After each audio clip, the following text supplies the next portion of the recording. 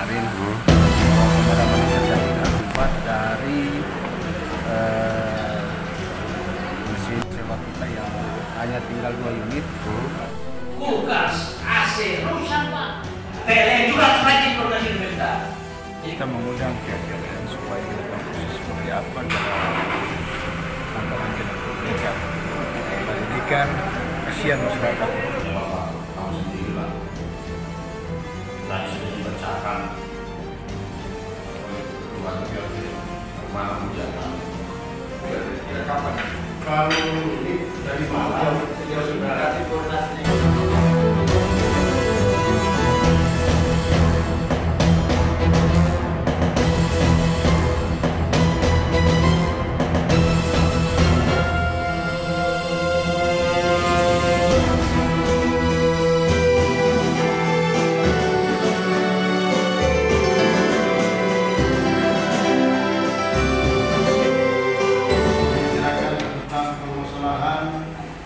Pemadaman listrik di wilayah Ampana rapat terbuka dengan SP.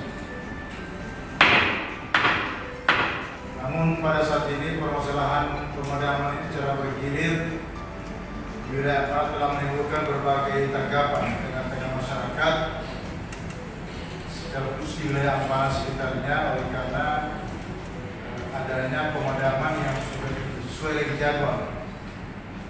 Ada informasi ke penerima aspirasi masyarakat bahwa sering jadwal jam 5 subuh mati malam, mati duluan.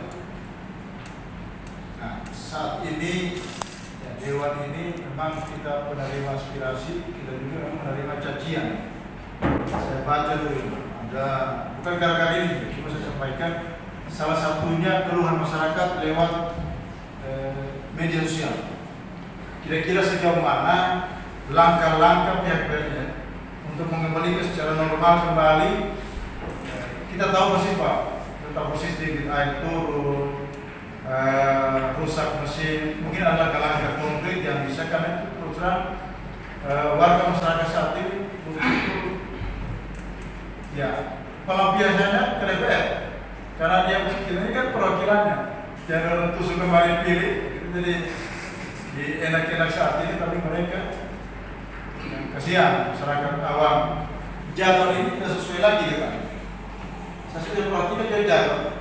Antara tadi saya mempersilakan kepada Pak Bupati untuk memimpin beri kesempatan kepada pihak PLN. Ada mengapa dulu Pak Bupati kami persilakan. Mengundang pihak PLN, tapi alhamdulillah apabila saat ini sudah sama dengan kepentingan masyarakat kita semua. Perlu juga kami ketahui sampaikan bahwa jadwal memang sudah ada seperti. Saya terima kasih banyak kepada Pak Ketua yang sudah mengambil alih masalah ini karena memang ini kepentingan kita bersama. Saya kira untuk selanjutnya barangkali saya mintakan untuk Pak Ketua untuk saya kembali. Terima kasih. Sama manajemen PLN P3 Group memohon maaf atas kondisi yang di sistem kelistrikan di Tojo Unauna yang mengalami defisit yang defisitnya juga lumayan, itu hampir 50%, yang mungkin sebabnya kami sudah sampaikan lewat surat ya.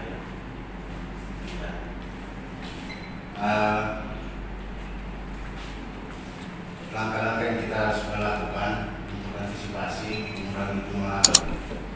mengurangi atau memperkecil pemadaman, itu kita sudah mengalihkan sebagian atau sistem buntar itu ke sistem lubuk. Seandainya dia bisa kita interkoneksi sampai Tojo Unauna, ini saya sudah lakukan. Hanya saja kita terbentur di peralatan switching yang ada di antara Bagaimana sama buntar. Jadi untuk sementara itu hanya sampai situ yang bisa disuplai dari sistem. Yang dari area Poso itu kita suplai dari Kecamatan Marwo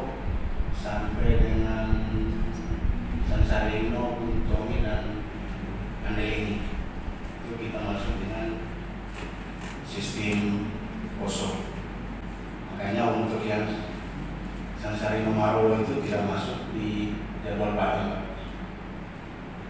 Begitu juga dengan di Kecamatan Bunta. Untuk mengamankan supaya tidak blackout di jaringan di sistem kita ini, di Google kita atau jurusan kita, ada beberapa jurusan atau timbulan itu yang lama penormalan karena itu tadi Pak, kita masih manual. Kalau kita lepas penulang tidak apa, mungkin 15-10 menit ya sudah kalian normal. Cuma dengan kondisi mesin yang high speed,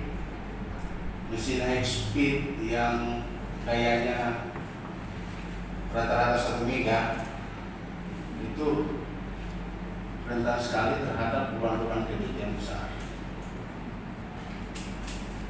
Jadi mengapa kita terpaksa lakukan dari kartu bertani? Dari Palu kita ini. Ya, kalau saya lihat di draft usulan itu dari Palu. Oleh Ketua DPRD, bagaimana hujatan masyarakat terhadap kebutuhan termasuk lembaga kami yang ada di DPRD ini. Perbaiki sedikit manajemennya. Kalau saya melihat ini adalah persoalan manajemen internal. Memang ada terjadi yang namanya sistem pembelian daya pihak ketiga. Nah, kalau misalnya pihak manajemen PLN, pihak ketiga ini juga tidak becus, yang juga diganti. Kalau saya melihat ini adalah persoalan manajemen di internal, sehingga Bapak dan kami di sini menjadi korban aksesian makin dari masyarakat kita. Kalau saya ke depan, Bapak, kalau ada misalnya dicekap mesin-mesin yang sudah tidak layak pakai, dan sudah disuruh ganti kepada pihak ketiga itu, supaya ya dia upgrade terus mesinnya. Karena Bapak menjadi, kalau hanya misalnya ada pohon tumbang atau lain sebagainya, dan itu pasti dimaklumi. Tetapi kalau terjadi pemadaman bergilir dan sampai itu berjam-jam, sampai 5-6 jam, itu sangat luar biasa sekali. Jadi kan saya Pak Jafar, yang menjadi problem ini masyarakat secara umum tidak mau tahu. Ini yang menjadi problem, mereka tidak mau tahu apa permasalahan yang sebenarnya terjadi. Itu yang menjadi tentang kita bersama. Saya cuma mau tanya saja ini Pak. Ini langsung dijawab saja Pak. Ini jadwal pemadaman ini yang ada di kami ini sampai tanggal 21 November. Ini sampai tanggal ini aja Pak. Gimana? Langsung dijawab. Itu bukan rencana. Besok itu kan mau start. Makanya kalau ada kendala di BLTU tanggal 20 itu jadwalnya itu kita lebih sampai tanggal itu ya. Untuk jaga-jaga jangan sampai BLTU saat ada masalah ini kan jadi lagi. Ya, berarti yang ada ini bukan jadwal terakhir ya bukannya? Belum. Kalau bilang tadi kalau insya Allah sudah PLTU 1 itu sudah bisa, kalau sudah bisa normal kembali, itu yang Bapak bilang tadi sudah bisa pada kondisi normal kita. Iya. Apa tanah itu pada kondisi normal. Iya. Hanya sistem bunta yang masih kita tahan sampai di dari sistem dulu. Tidak, maksudnya itu PLTU 1 itu kira-kira langkah-langkah apa dari manajemen PLN untuk mempercepat itu? Maksudnya saya ingin tahu langkah-langkah apa yang dilakukan. Kalau PLTU 1 kan masih komisi 5. Maksudnya gimana? Masih pengetesan dengan pengujian terakhir performa. Jadi itu masih sementara kita sama PLTU itu satu PLN, makanya beda organisasi. Jadi kita hanya koordinasi terus masalah Berarti perbaikan gangguan.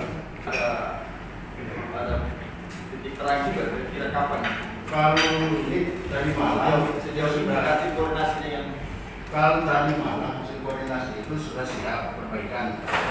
Hari ini check up terakhir, memastikan semua sistem berfungsi bagus. Besok sebentar dini hari dia mengurangi besar. ya, Pemenuhan kebutuhan listrik di Kabupaten Tojo.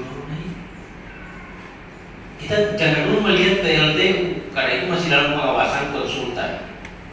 Ya, itu masih dalam pengawasan konsultan. Ketika dia travel, dia belum bisa operasi maksimal.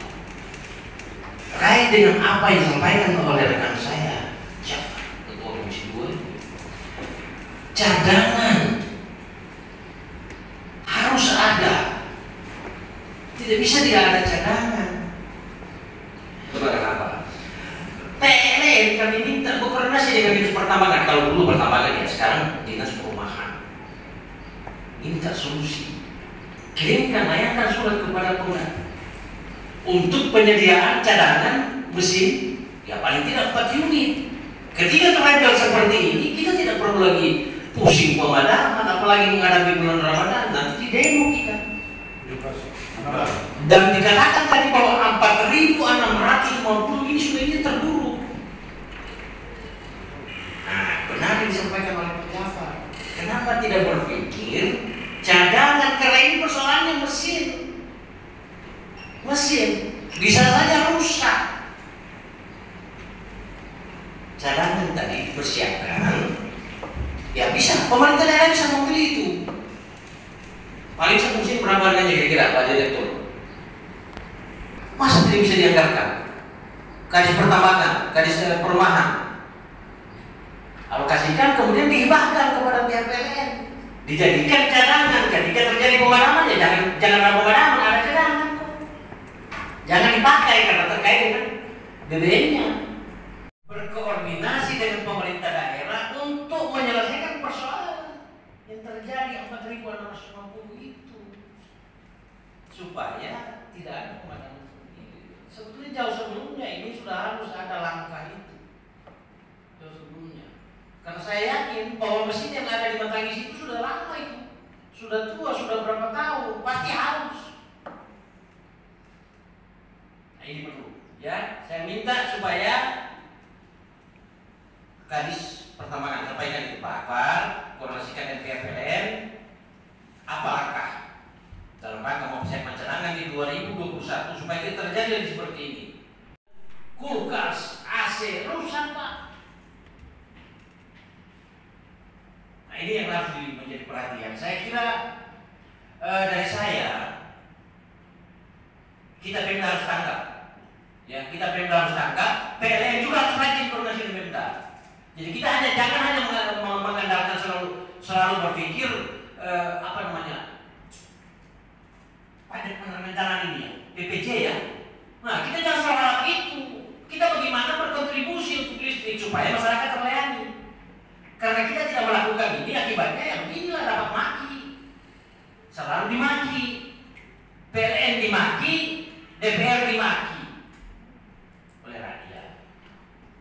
Ya, pertama tentu memang kalau kita tidak mengundang, kita mengundang pihak PLN supaya kita tahu proses seperti apa cara langkah-langkah untuk mereka. Hari ini kan kasihan masyarakat. Dia punya genset, dia punya kelebihan, bagus beli genset. Dia tidak punya genset, yang tidak punya kelebihan, dia bisa menikmati dia. Terus di saat-saat orang salah, bahkan sering di luar jadwal. Oleh karena itu dengan keluhan masyarakat kepada kami DPR, kami mengundang pihak bupati, terkait serta PLN hari ini. Apabila mereka bisa menjelaskan dan ternyata langkah-langkah itu sudah dilakukan. Insya Allah dalam 1-2 hari ke depan itu sudah ada langkah konkret mereka akan kembali ke jadwal normal. Kemudian juga terkait dengan Rowo, kita jauh kawan dari Solo. Tadi kesempatan kita Ampara Abdul Alim. Terima pemberitahuan dari PLN di Sumatera di sebuah masjid bahwa debit air yang kurang di Bunta, maka berarti mahal itu susah kita. Makanya kemudian ada lagi mesin baru, mesin yang sewa itu yang rusak. Nah ini Desember ini ada 3 unit mesin yang dilangkah oleh PLN. Kemudian langkah yang secepatnya ini adalah konektivitas antara PLTU. Kalau PLTU sudah bisa connect nanti 1-2 hari ini akan normal kembali. Secara teknis akan disampaikan oleh Kepala PNM. Ya, siap. Ini seperti yang saya sudah pernah sampaikan kemarin bahwa pemadaman ini terjadi akibat dari mesin sewa kita yang hanya tinggal 2 unit. Terus debit air PLTM Hek yang masih di bawah standar, sehingga tidak mampu untuk mensuplai maksimum. Begitu juga yang di PLTU yang mengalami gangguan di PLTU Sabo PLTU Sabo yang gangguan. Itu rencana insya Allah tidak ada halangan. Besok dia sudah bisa masuk untuk firing di startup. Kira-kira berapa lama lagi ini terjadi pemadaman jadwal? Kalau bisa masuk, ada halangan, kalau dia bisa masuk, ya insya Allah untuk pemadaman kita khusus wilayah Ampana itu tidak digilir lagi. Sudah digilir lagi ya? Kalau untuk 3 genset itu Sementara dari ini kita masih mengusahakan yang sekarang ini sementara dalam proses administrasi 3 unit mesin dengan masing-masing kapasitas 1 mega itu rencana di Desember akan tiba di sini. Kalau memang sesuai jadwal itu Desember akan tiba di sini. Desember, pertengahan Desember atau awal Desember? Kita menunggu hasil administrasi. Kalau bisa selesai 1 minggu ya berarti perjalanan kemungkinan 2 minggu. Kemungkinan 3 minggu ke depan atau minggu ke depan kita bisa dapat. Ya,